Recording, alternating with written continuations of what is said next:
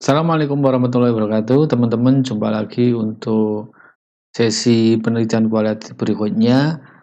Hari ini atau pada kesempatan ini saya ingin membahas sekilas terkait dengan judul penelitian kualitatif.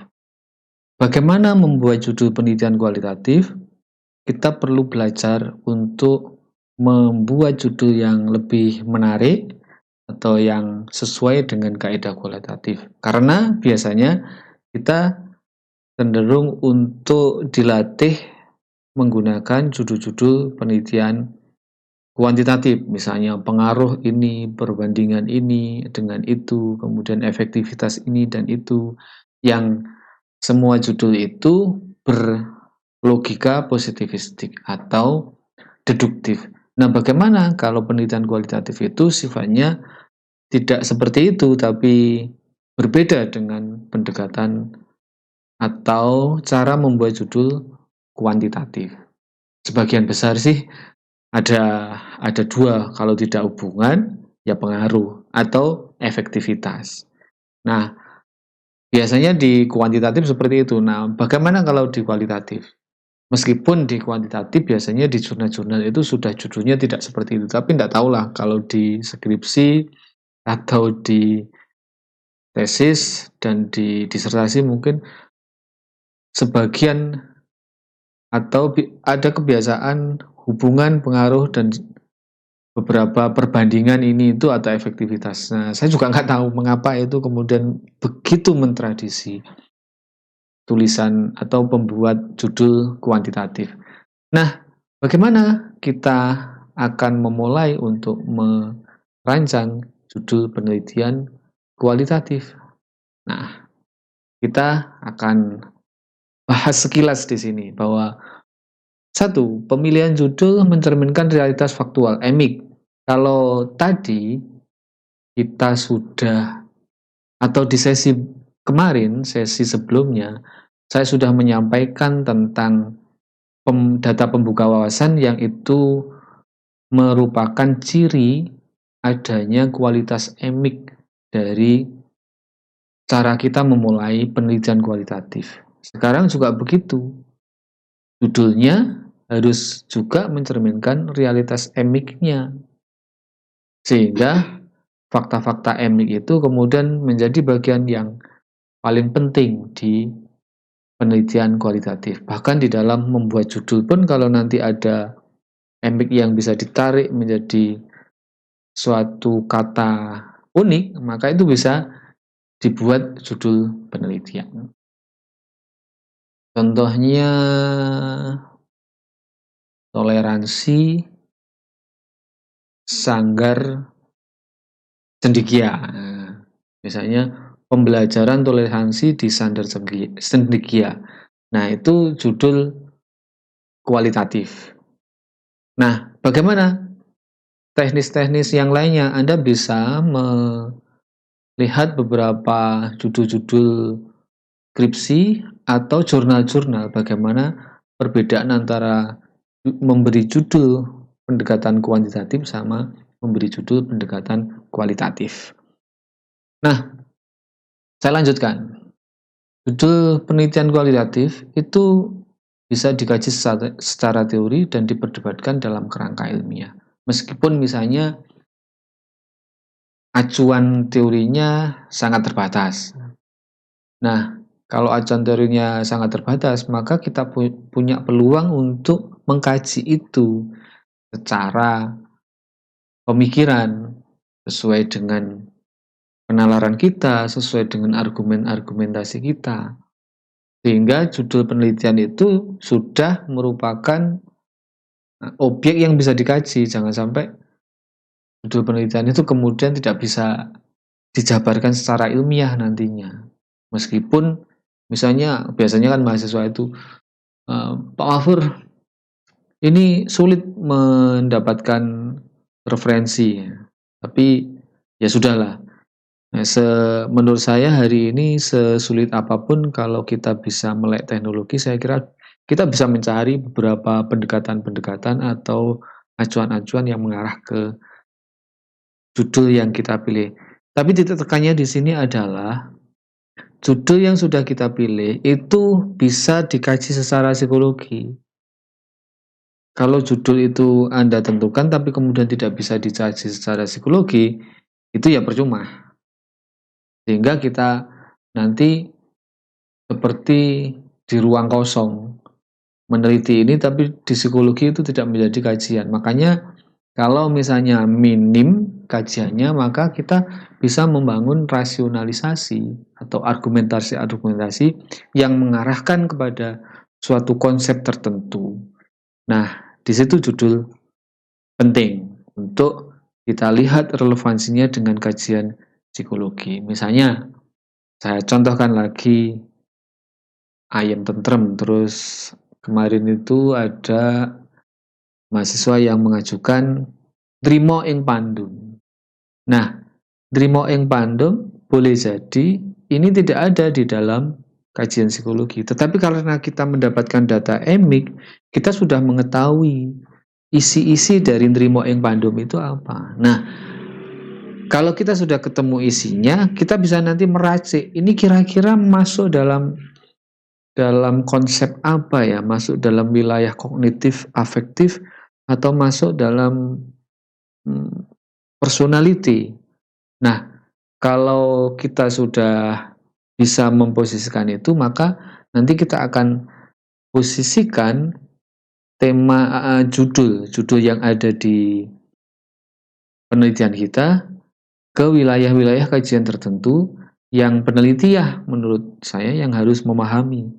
Kalau Anda belum memahami ya Anda harus dituntut untuk membaca dan kemudian mengkaji itu sehingga relevan untuk kajian-kajian psikologi. Seperti ayam tentrem itu kalau tidak didekati dengan misalnya data pembuka wawasan dan kemudian kita mendapatkan klausul-klausul faktanya dan kemudian kita kaji dengan pendekatan atau logika pikir psikologi, maka kita mendapatkan, oh ini ternyata ada perspektif kajiannya. Misalnya harmoni, ayam tentrem sebagai dinamika harmoni. Nah itu menarik. Jadi judul penelitian itu sebaiknya juga mencerminkan realitas emik. Itu akan lebih informatif, lebih unik, dan lebih menantang orang untuk membaca hasil-hasil penelitian kita. Nah, penelitian kualitatif, kalau kita mau masuk pada cara membuat judul, maka pikiran kita harus mengubah mindset.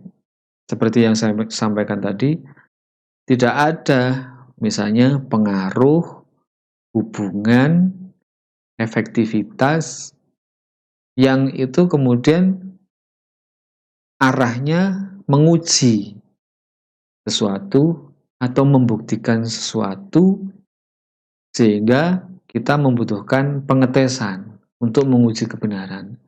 Jadi karena penelitian kualitatif itu tidak fokus pada menguji kebenaran tetapi keunikan sesuatu, keunikan sebuah fenomena, kemudian dibangunlah sebuah argumentasi dan ketemulah kemudian logika. Jadi tidak mencari hubungan ini dengan ini atau meningkatnya ini seiring dengan meningkatnya ini. Nah, makanya perlu hati-hati untuk membuat judul penelitian. Ini teman-teman yang masih memulai belajar penelitian kualitatif, tolong dicermati atau kenali judul-judul kuantitatif. Yang itu biasanya lebih banyak tersedia di perpustakaan atau di skripsi-skripsi. Nah, tetapi sekarang Anda coba bandingkan dengan judul-judul kualitatif. Kalau Anda ingin cepat misalnya dan mengacu ke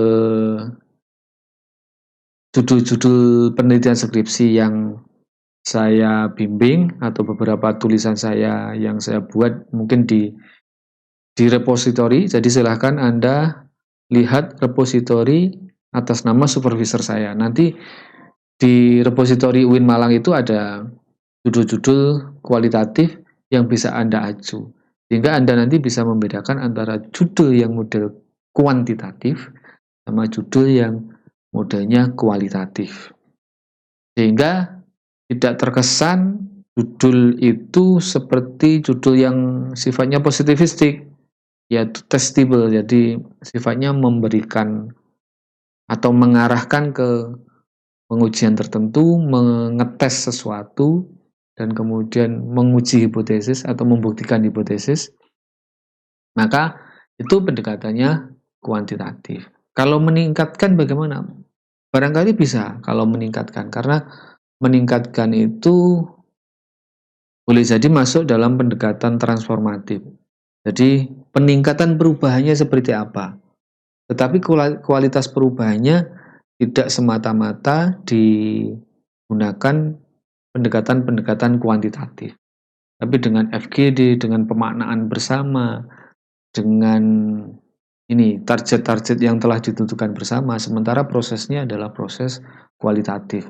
Itu menurut saya bolehlah, kayak saya pernah meneliti meningkatkan keterampilan pengasuhan dengan pendekatan kearifan lokal, misalnya begitu.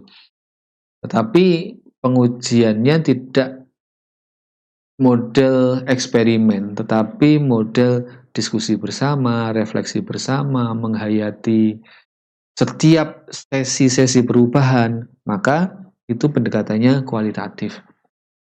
Nah, kemudian jangan panjang-panjang ya, biasanya di beberapa prevensi itu menganjurkan 15 kata, tidak terlalu panjang banget. Nah, kemudian teman-teman, ini sebagai bahan latihan, Anda bisa membuat abstrak gitu. Jadi judul itu kan sudah paham teorinya nanti, atau paham konsep yang ingin Anda bangun, kemudian coba latihan bikin abstrak kira-kira 200 kata, 100 atau 200 kata. 200 kata nanti bisa Anda lihat di Word, ada 200 kata.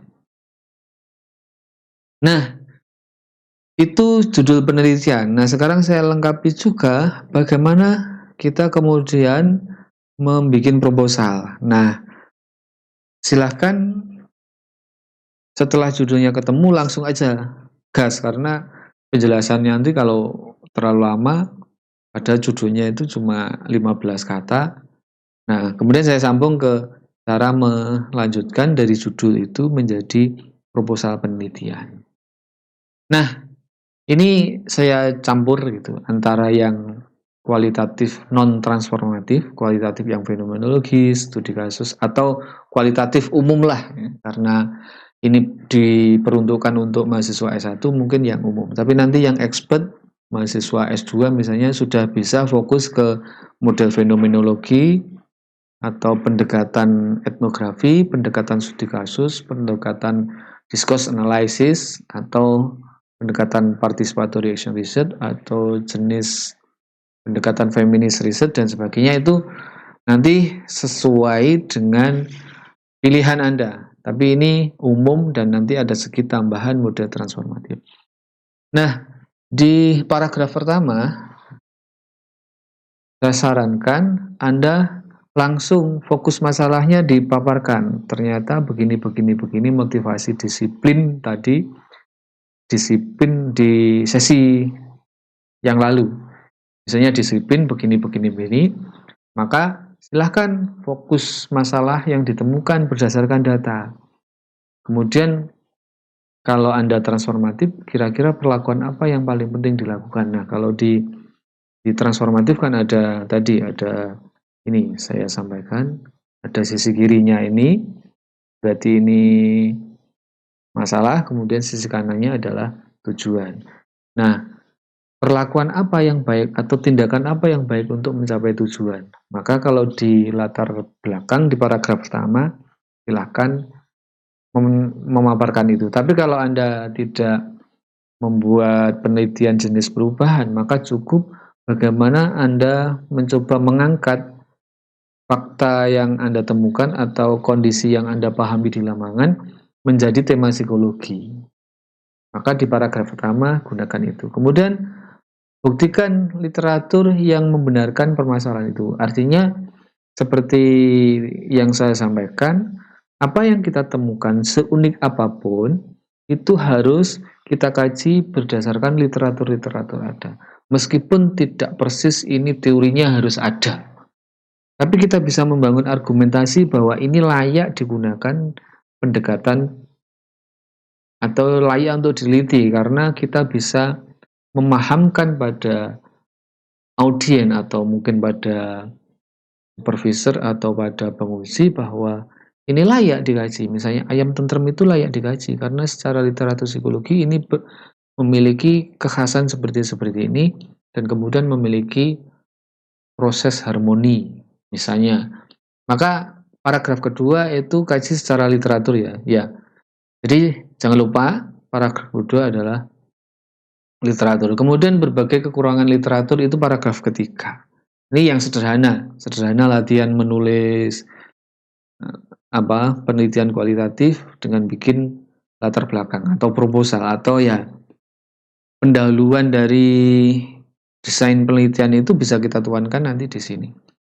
Nah, setelah itu kita bisa kaji, misalnya literatur mana kurang sebegini, literatur ini begini, tapi saya berusaha untuk melakukan pengkajian atau pendalaman dari sudut pandang ini, sehingga ada perbedaannya dengan riset-riset terdahulu atau kajian-kajian terdahulu. Nah, itu paragraf ketiga, silahkan Anda sampaikan satu paragraf saja. Jadi ini karena latihan, maka cobalah Anda latih satu paragraf saja. Nah, ini ada yang terakhir, pentingnya pemberian intervensi. Kalau Anda membuat penelitian transformatif atau penelitian yang memberikan perubahan tertentu, yang itu bersifat partisipatif, emik tadi, perubahan dirancang bersama audien atau subjek penelitian atau partisipan penelitian yang lebih tepatnya, maka Anda gunakan pendekatan mengapa atau sampaikan bahwa ini akan bertujuan mengubah ini. Maka itu di paragraf keempat. Nah, saya kira yang latar belakang seperti itu. Kemudian yang teori, nah saya menyampaikan menurut saya boleh penelitian kualitatif itu tidak ada teori. Artinya begini, tidak ada teori. Bahwa kita tidak sedang melakukan pendefinisian atau operasionalisasi atas riset kita atau tema kita yang ketemu. Tapi kita bisa melakukan memfokuskan kajian dan kemudian melakukan argumentasi bahwa fenomena ini yang disebut ini layak diteliti. Nah, Anda boleh menggunakan kajian teori atau orientasi teoritisnya seperti apa, atau telah pustaka, beda-beda lah. Orientasi teoritis itu mungkin lebih ke hipotesis, ke arah hipotesis, atau ke arah di mana kita sudah ketemu fokus masalah seperti ini dan teorinya yang ada di literatur itu seperti ini. Nah, itu bisa Anda lakukan misalnya di subbab 2 atau bab 2. Kalau subtemanya atau tema pertama itu latar belakang, kemudian subtema kedua orientasi teoritis, atau ini bab kedua misalnya orientasi teoritis. Tapi kalau kemudian ini menjadi penelitian Anda unik, kemudian teorinya nanti-nanti saja, menurut saya tidak apa-apa. Jadi saya kemudian mengajak beberapa mahasiswa yang berani untuk tidak menempatkan kajian pusaka atau teori atau literatur review itu di bab 2 atau subbab 2. Sudah itu dilampaui aja, nanti dikaji di pembahasan. Sehingga teorinya itu di belakang saja. Mengapa ini juga saya tawarkan penting? Karena penelitian kualitatif kita berusaha untuk melakukan abstraksi dari temuan-temuan riset kita tanpa kemudian banyak dicemari oleh teori-teori yang sudah kita baca. Sehingga kita menunda teori-teori itu untuk bekerja, tapi kita mencoba untuk membangun argumentasi. Kira-kira kita ketemu enggak temu analisis hasil penelitian itu kita coba rangkai menjadi temuan teoritis, bisa atau enggak. Nah, kalau seperti itu, maka boleh saja menurut saya kajian teorinya adalah nanti di akhir, yakni apa? Memperdebatkan temuan kita dengan teori-teori yang sudah ada. Sehingga nanti lebih independen kita untuk membangun suatu teori. Nah, karena ini latihan ya taruh aja lah teori di bab kedua, isinya apa teori itu. Jadi Anda coba bangun sudut pandang mana yang kira-kira tepat dari tema yang sudah Anda temukan. Kalau di sesi yang dulu itu dorongan motivasi berprestasi yang kuat itu kan buahnya. Nah, itu kaji terupdate-nya seperti apa dan uniknya di mana motivasi itu. Nah, kita bisa kemudian sajian teori di subbab 2, tapi jangan banyak-banyak ya, cukup maksimal 2 paragraf lah. Karena ini latihan. 2 paragraf saja, tapi yang renyah, yang padat, yang menarik dan tentu ada referensi. Jadi teori-teori yang kita bangun di sini sebenarnya lebih tepatnya adalah teori untuk melihat konteks dari fokus riset itu seperti apa teorinya. Teori ini bukan sebagai landasan untuk menguji apa yang sedang kita teliti.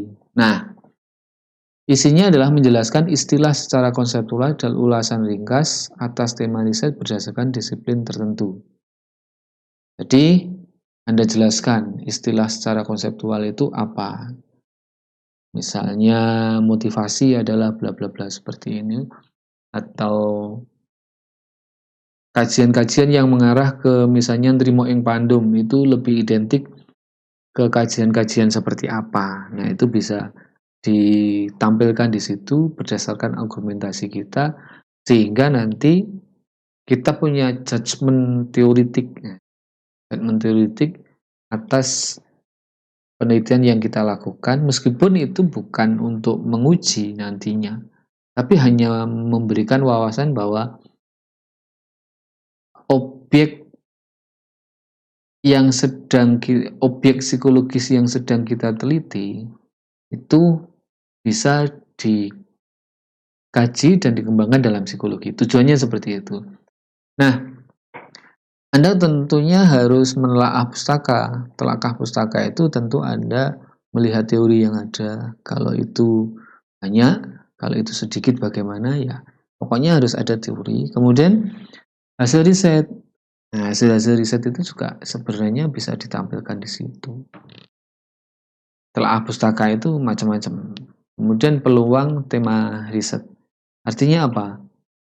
Ketika kita menemukan sesuatu yang baru, maka kita bisa menambahkan bahwa secara konseptual hasil riset saya ini mengarah ke suatu tema potensial. Nah, itu temanya apa?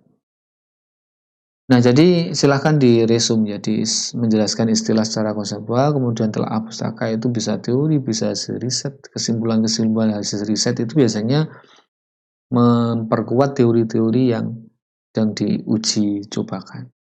Kemudian peluang atau tema riset. Jadi hasil riset itu tidak bisa dipungkiri untuk tetap dibaca. Kemudian logical framework atau kerangka riset disajikan untuk memahami kerangka kerja logis sebuah tema riset. Jadi kalau kita itu sudah punya frame, nah frame risetnya itu seperti apa? Silahkan Anda gambar, kemudian Anda bikin mind mapping. Nah, mind mapping itu kemudian akan menjadi batasan, oh frame saya meneliti kualitatif itu di sini. Maka itu harus ada frame-nya. Nah, kalau ada pendekatan transformatifnya, maka di paragraf terakhir itu silakan Anda paparkan tawaran solusinya atau tindakannya atau perlakuannya itu seperti apa, Anda uraikan secara ringkas di paragraf terakhir. Secara umum, orientasi teoritis itu untuk bahan latihan, Anda bisa sajikan tidaknya 3 paragraf atau 2 paragraf saja. Jadi paragraf 1 itu bisa berfokus pada pengembangan istilah yang sedang kita teliti atau fokus istilah yang kita teliti sehingga menjadi jelas nanti, sehingga istilah-istilah itu menjadi gamblang dan bisa nanti kita terapkan di dunia psikologi. Kemudian paragraf kedua, dukungan-dukungan teori yang berkembang itu seperti apa, atau kajian-kajian yang berkembang itu seperti apa.